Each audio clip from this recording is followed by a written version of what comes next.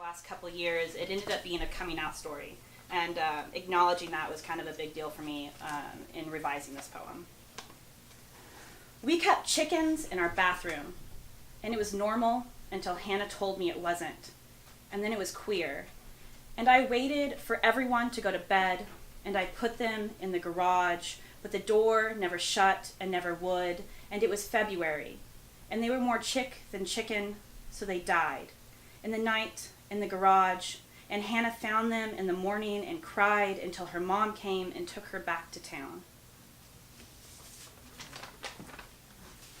This piece is based on the myth of Ganymede. I'm not sure if you guys know it, but the idea is that Ganymede was this beautiful, beautiful boy, and he was so beautiful that Zeus basically fell in love with him and then kidnapped him from Earth and took him up to be Zeus's wine bearer. And this is an erasure poem. It's an erasure of 13 different texts. Dante's Purgatorio, Canto 9, Catullus 21, 48, 81, and 99, Virgil's The Aeneid, Ovid's Metamorphoses, Martial 1122, 1126, and 1143, Sadius's The Bade, Poliziano's Stanza per la Giostra, and Marlowe's Dido, Queen of Carthage, just little sections from each of those. And this is Ganymede finding Ganymede. Sing me holy, dream me out and find Ganymede, this place the eagles prey.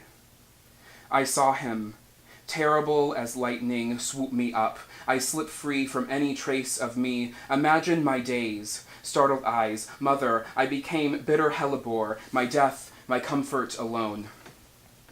No, no, Ganymede is living, breathless, yet eager to, in open view, hold the skies and burn something any bird would do, bolt the air still, no boy's soft hand, harm quick, Phrygian hunter of wings, hound a shadow and bark at a swan, then a shower of gold. Now Jove is so fair bound, with naught else but my yell, demanding I, Ganymede, never fear him. Was there no one else to crave? No stranger whom you prefer to me? Jupiter, dare he strike my thoughts? Ganymede, might I see that wonder cure of my quietness, object to that reeking lip, then no Jove shall enjoy themselves. My wine, if I could, would never rain. I want to hide.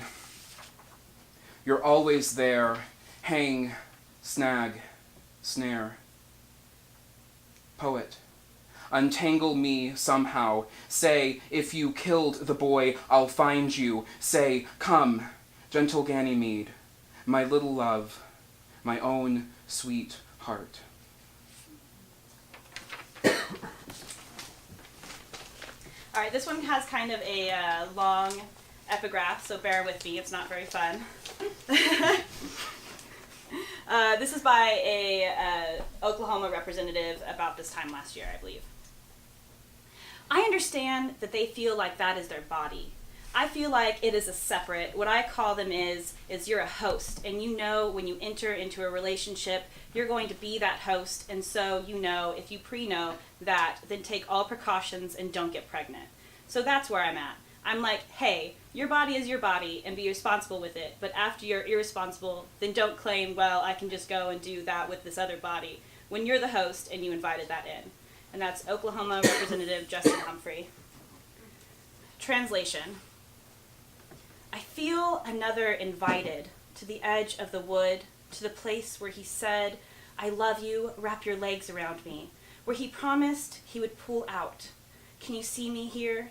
Under the wisteria, this isn't a flower speaking, but another body fading. I call out, lost, despite pre-knowing, despite precautions. They said, your body is, under the green thumb that plants, they said, your body is a woman's feeling.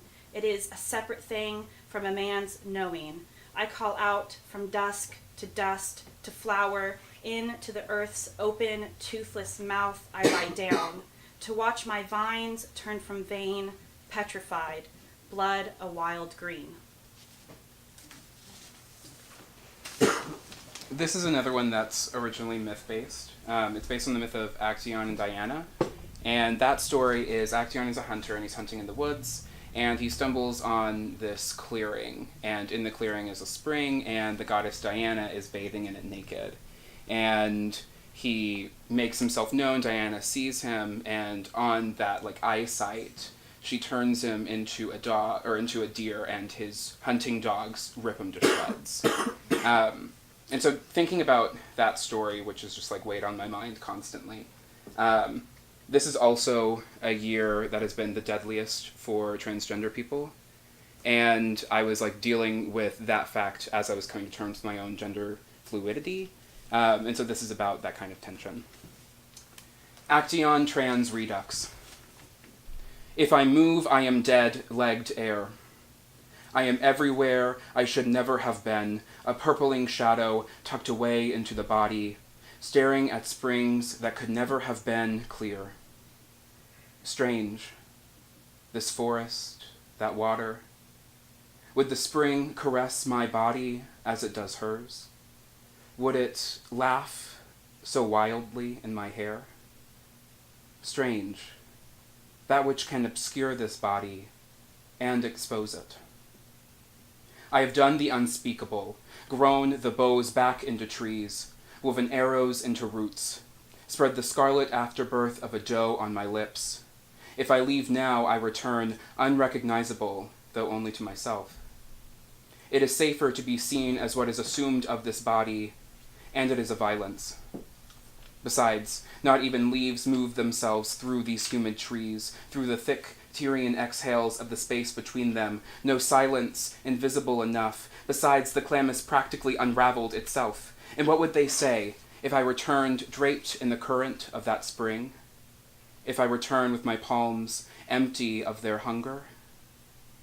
28 hunters have returned with their capture this year. Forgive me if I need to shed these hunters' clothes. Forgive me if I cannot wear any clothes at all. No mere breathing. No lungs plunging through their purple deep. No breast rising from the wine-stained spring. So I crack the twig. So I rustle the leaves. And her eyes, 2 moons, their craters, barking like hounds.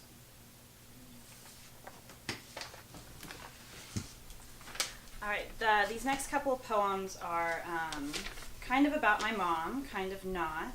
I've been watching the news lately, as I'm sure most of you have, and there's a lot going on with the Me Too movement, and I've been thinking a lot about how women are hypersexualized, but also kind of invisible in a way. And so this next poem is kind of about how we over-associate sexuality with women, but also kind of disassociate them from humanity or even their bodies. Birthright. In the crib, my mother kissed her mother lips to my navel and blew life into my newborn womb, and the sound of erasure adhered itself to my bones. I mean to say I was born into hysteria. I mean to say it takes a lifetime to die, but only one man to make a woman disappear. Fresh out of the coal, they wrap me in pink. They say, she looks everything like her mother. They mean we are both red-faced, drenched in birth. They sighed. She's glowing. They mean she is the cultivated Nile silt, planted, flowered, and cropped by the rough hands of a man who undressed the bank by the water and lay in the upturned soil, and he held it in cupped palms and whispered, "Let me bury myself in you." All right, and this next one is kind of the same, but not really at all. It's called Dissolving. Frogs banter across the overgrown field. We lie on our backs in the garden between the short vegetables, carrots and onions. A skunk has rattled through here recently, leaving a subtle musk that will stick to our skins. We squint to see through the night's thick ozone. I feel my sister also thinking it, so I put my hands over my navel to feel where our mother's body petrified. The eucalyptuses by the mare barn shudder off a sudden late April chill. The soil sinks beneath me. It feels like water, she says, to be empty. If you've been to Crystal Bridges, in the 1940s to now gallery, you will see, and I think it's in some room now, but it is this mound of green candies that are just like individually wrapped, and they're there. That is a piece called Untitled LA by Felix Gonzalez Torres. It was made in 1991, and the instructions that go along with it are that ideally the sculpture will maintain a weight of about 50 pounds, but it invites viewers to like approach it, take a piece of candy, interact with it in that way. But in 1991, when it was originally made, it was a kind of mourning of Gonzalez Torres' partner, Ross, who passed away from complications with AIDS, shortly before the artist himself also passed away from complications with AIDS. So this is Untitled LA, 1991, Felix Gonzalez Torres. Sweetheart, mosaic, glittering starlight, I am trying to unravel your skin, how it keeps growing, mouths which bite, wide and open, again to their lesion, dark tongues. I am trying to retrieve you, water, adding silver white ice to the melt, whatever sun can't take, unbound, ocean, ideal weight 50 pounds, all you can ask for sometimes. I don't want to talk about this, I want to say your lips taste like Granny Smith's, bite out of and open, wish to feel you, wrinkle under my hands. I am trying to unwrap you, only to keep you together. If I turn you green, would you stay? Would you? Stay. Stay. Stay. Stay. Stay. Stay. Would you stay, you green? Would you, if I turn together, you to keep you, only trying to unwrap my hands? I am wrinkle under, wish to feel you, bite out of and open, taste like Granny Smith's. To say your lips, talk about this. I don't want to ask for sometimes. Weight 50 pounds, all you can, ocean, ideal, unbound sun, can't take to the melt, whatever, silver white ice, water, adding to retrieve you. I am trying dark tongues, again to their lesion wide and open mouths, which bite. It keeps growing your skin, how I am trying to unravel, glittering starlight, sweetheart, mosaic, sweetheart, mosaic, stay, stay, glittering starlight, stay, would you stay? I am trying to unravel you green, would you, your skin, how if I turn it keeps growing together, mouths which bite you wide and open to keep again to their lesion you, only dark tongues trying to unwrap, I am trying my hands, I am to retrieve you. Wrinkle under water, adding, wish to feel you, silver white ice, bite out of and open to the melt, whatever taste like Granny Smith's, sun can't take, to say your lips, unbound, talk about this. I want ocean, ideal, I don't want to, weight 50 pounds, all you can, ask for sometimes, weight 50 pounds, all you can, I don't want to, ocean, ideal, talk about this. I want unbound, to say your lips, sun can't take, taste like Granny Smith's, to the melt, whatever, bite out of and open, silver white ice, wish to feel you, water, adding, wrinkle under to retrieve you, my hands, I am trying to unwrap dark tongues, you, only again to their lesion to keep wide and open, you, mouths which bite together, it keeps growing, if I turn your skin, how you green, would you, I am trying to unravel, stay, would you, stay, glittering starlight, stay, stay, sweetheart, mosaic. So good. So good. It's crazy because Dennison and I are such great friends, and we edit each other's poems, like all of them, but our poetics are so different. So crazy. So good, though. How many more do you have? I have 2 more. You have 2 more? Okay. Yeah. All right, I'm going to read 2 poems that are very different from that. These are kind of way more narrative. Oh, okay. When I describe my poetry to people, I tell them that my poems are wet because I have a lot of water imagery. These next 2 poems are kind of where that started. I wrote this on accident, and then I've been chasing it ever since. It's been like 3 years now, and it's called On the Road Going Fishing. The scalding dust inhaled me, clotting on my tongue and my throat as I baked in the back of my dad's work truck, risking the hot, lurching road for the river, bracing myself against a window that didn't open, melting into the insulated tweed seats, still hoping for the glass to cool me, and I'm suffocating against artificial air, coming through the vents, mixing with the smell of torrid skin, and he has started singing more warm breath into the cab when the radio finds a station, and my bones are too hot for this mimicked, twangy joy and anticipation for the water today, and I let my thoughts pull me to hopeful breaths of pine-chilled air just on the other side of the locked door, to still ground in a breeze that brushes over snowmelt and fresh needles blushing my cheeks.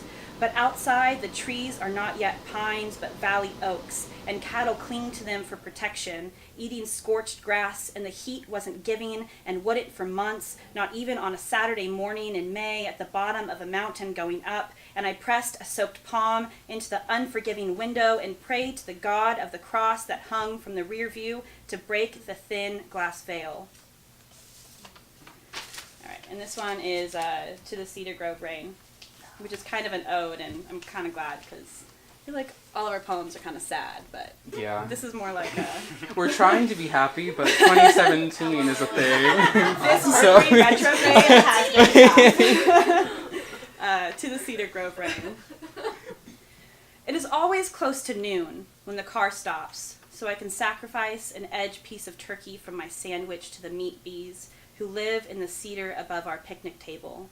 The rain hasn't started yet, but it's in the air, on my tongue already, and I wait for the short walk to the Kings when the saturated Sierra sky starts to filter each moist breath through the pines and melt into the river, into my dry valley lungs, drawing me toward the bank where my dad baptizes his improved clinch knot every Saturday.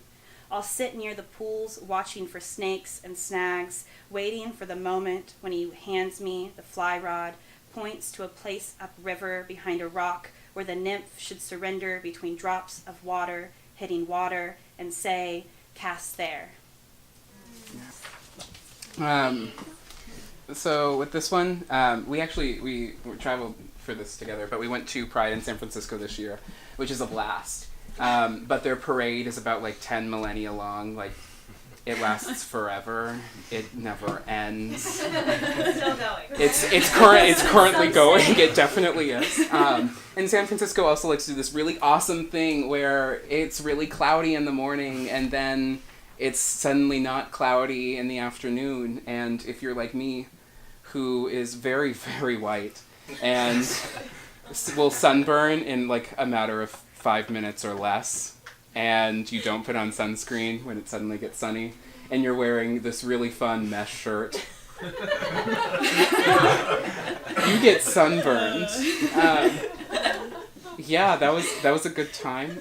We got back to our Airbnb, and I was literally like laying in bed like this. I couldn't move. Like my face was just, it was like plastic surgery. Like it was just done. It was funny at the time. It was awful. But now I look back at it and I'm just like, there's something there. And so that's what inspired this poem. This poem is called Self-Portrait Naked with Sunburn. Before the sun I kneel, succumb sight to the red handkerchief. He allows me his chin and scratches my lips, helpless vermilion. Cheek blood surfacing to the slow boil. A hot harmony of guppies resistless to the shallowing. Shoulders rib into stems against the fishnet shirt. Mid-brittle. Rocking forward onto his insistent fingers. Roots loll for moisture beneath shriveled white ground. He denies them their wanting. How long was beauty, the wet thing I wounded each soaking night, tearing through its viscosity, all before admitting my nakedness, before touching myself in the dry dark, where I refused to see the aftermath of my violence. I call it violence. And now I am the sun's bright red boy, full of rubicund and splatter, red dirt, mottled, marked, awkward cactus, surrendered to the vaster splendors of dunes and cracked skin. I used to hate the color red, the way it gnashes at my hair, my skin and its disgusting gleam and erythema. Once, beauty was a cold, distant mist that could scratch my body unread, and don it with striking flowers, ornamental caudal, beautiful clothes. Unclothed, I reveal my body red, taut with the sun's leather love, his collar, hood, and harness. How the sun hickeyed my skin new through the mesh. Small red diamonds, red wax cascading into the shadow of my back, stripping me of coldness, into a geometry of fresh aureoles grown in the sting shadow of his touch, still hot and red at the jut of their emerging. Tough burn, my skin spine and scale-like, its strange pattern, its scorched texture from his radiate and shiver grays. Intense intimacy, careful bondage, this pain, and somehow letting me bear it, this beauty, newfound, all over me, red, of my naked skin, red, draping, alien heat. I'm sorry, I tried so hard to resist this poem, make it end how I hoped it would end. Disobedient boy. Beauty is a humanoid blur caught and struggling against this photograph's thick and heavy netting, trapped in the bright, open desert, hair singed, spiraling a cactus for its simple filling, obscured by the light of the red sun. I used to hate that color, red. When the burn unlocks me from dryness and abandons me, I will again. All right, this is my last poem that I'm going to read for you guys. It's kind of a newer poem, but it's really empowering, so I thought I'd end on kind of like a yeah kind of end. I'm writing a series. They're all titled the same. I have about 25 poems right now, but they're kind of they're all called Self-Portrait During a Hoe Phase, and they just kind of they're kind of funny, but they're also kind of dealing with a kind of a heavy subject right now. All right, so Self-Portrait During a Hoe Phase. The day I found out my body wasn't mine, I couldn't remember if I had ever seen the moon. In a modest dress, walking home, a stranger asked if I was cold. I didn't stop to tell him I am the heat of the earth, that hoes don't get cold. They pull sunlight out of the crease where their thighs meet. In this body, photosynthesis happens when I arch this back, when these hips hit the beat into existence, when skin encounters night. I understand you fear the word vagina exposed, but when you are born a vessel, everything you wear like a short skirt. Consider my leg a lightning bolt, this body a storm, the air between my lips a warm breeze. I give you permission to die when I put them on you. Yes, bitch. Just a note for that. But this is passing narrative in a time of great gravity. If what they say is true, in the moment, you are walking down the stairs, there exists an alternate reality where all stars have trickled from between the darks, illustrious fingers, and another where a tree unravels its roots from thee, dirt's wet clench, and another where you are killer on a pogo stick. This is not an exhaustive list. This is only a test. The windows dribble crystals from their unhinged jaws. In their gentle reflections, the air spools into fog your several doppelgangers, your heads rippling, exactly half of your infinities swiveling, each of them looking at the window exhausted of its crystals, a drop of window now gone. A forest gleams, glorious as a glyph with fog in his otherwise lungless, and rattling, free from the branches, faces, all funneling into one together, sewn loose together, except for you on the pogo stick. heads rippling and blurring. Assuming the answer to the question is yes, in the space below, list all possible words that could fill in the blank, then hit submit. Question: is my blank a grave? Over the rest of yourselves, isn't it amazing that you could all collapse together here in this moment, only some of you recognizing the fractal of your existences, and say if. If roots slacked from the pool of mechanical dirt.